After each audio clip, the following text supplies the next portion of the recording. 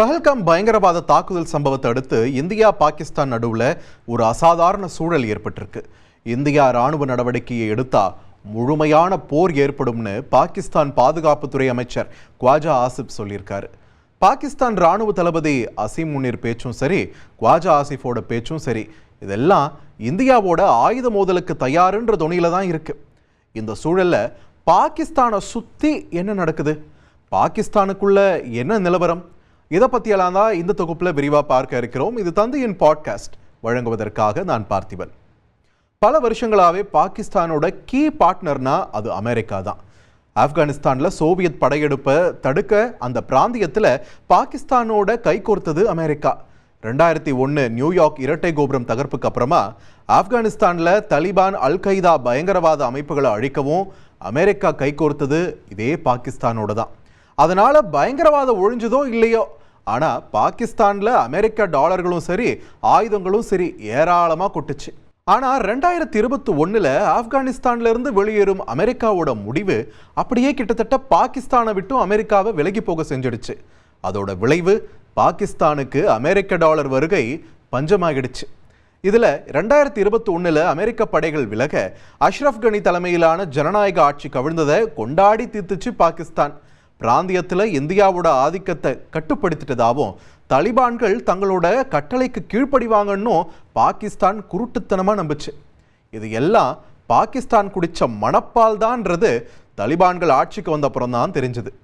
ஆப்கன் எல்லையில் நின்ன தலிபான்கள் எங்கள் எல்லைக்குள்ள ஒரு அடி வச்சாலும் சரி உயிரோட திரும்ப மாட்டீங்கன்னு ஆயுதத்தை தூக்கியதோடு ரெண்டு தரப்புலையும் சண்டை எல்லையில் நடக்க அமைதியாச்சு பாகிஸ்தான்.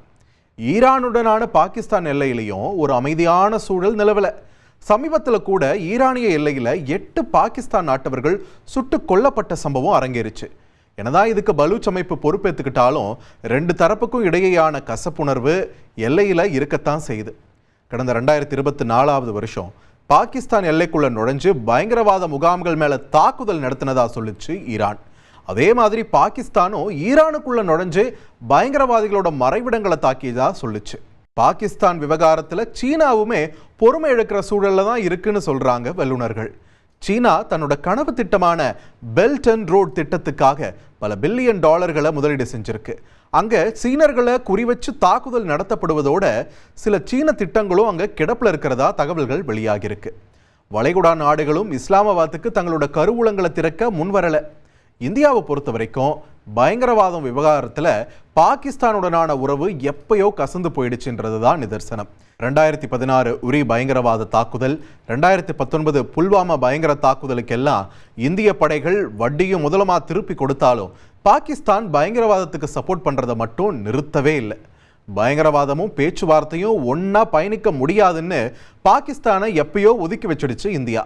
2019 புல்வாமா தாக்குதலுக்கு அப்புறம் இந்தியா பாகிஸ்தான் வர்த்தக உறவுலையும் விரிசல் ஏற்பட்டுச்சு.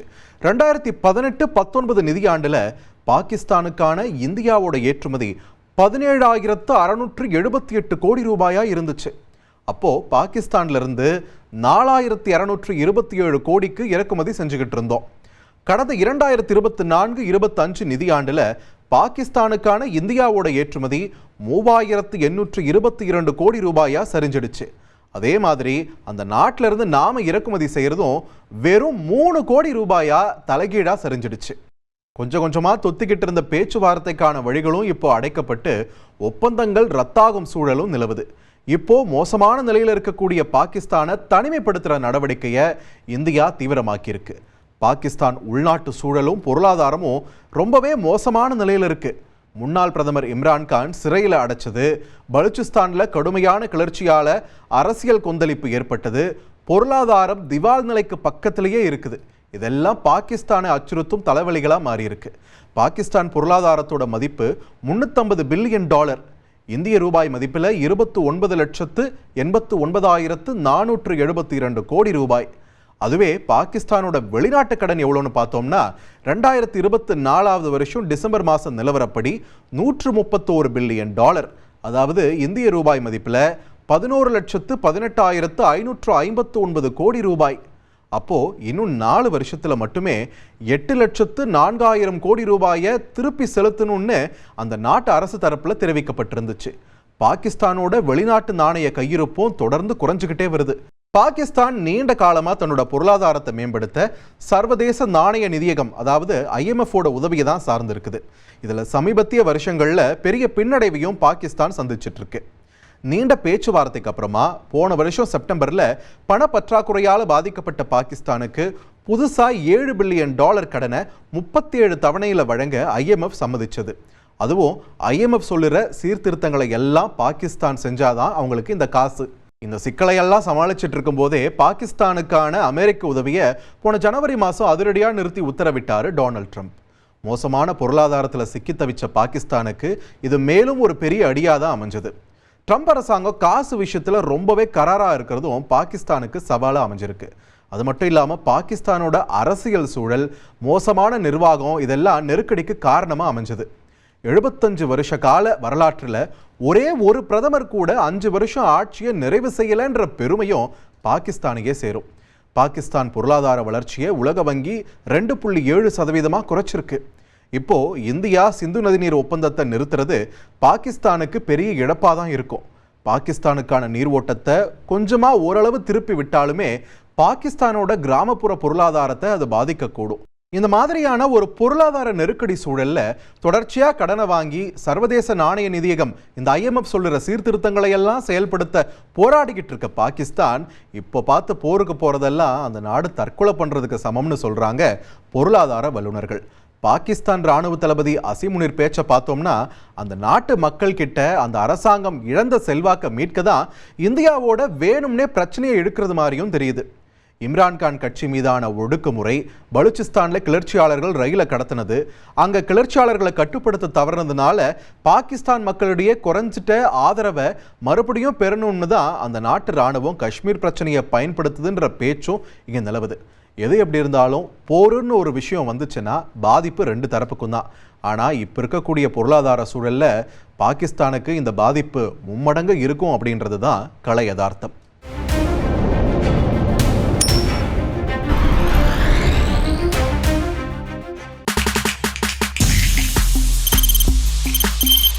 தவிர்க்க முடியாத தம்ப்நெயில்ஸ், கலக்கலான கண்டென்ட்ஸ், சினிமாவும் சீரியஸ் பிரச்சனைகளும், சும்மாவே ராம்சரண் தளபதி விஜய் எப்படா பெரிய கலகலப்பும் கைகலப்பும்.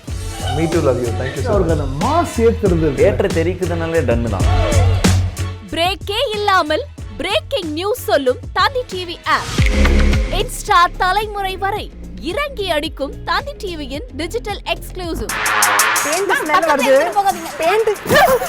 பாடி காமிச்சிங்க. அது அதை விட மோசம். இல்ல பாடி காமிச்சிங்கன்னா அது இன்னும் வெரி பேட். தந்தி டிவி ஆப்பை இலவசமா டவுன்லோட் செய்யுங்க. ஃபாலோ பண்ணுங்க, சப்ஸ்கிரைப் பண்ணுங்க, என்ஜாய் பண்ணுங்க.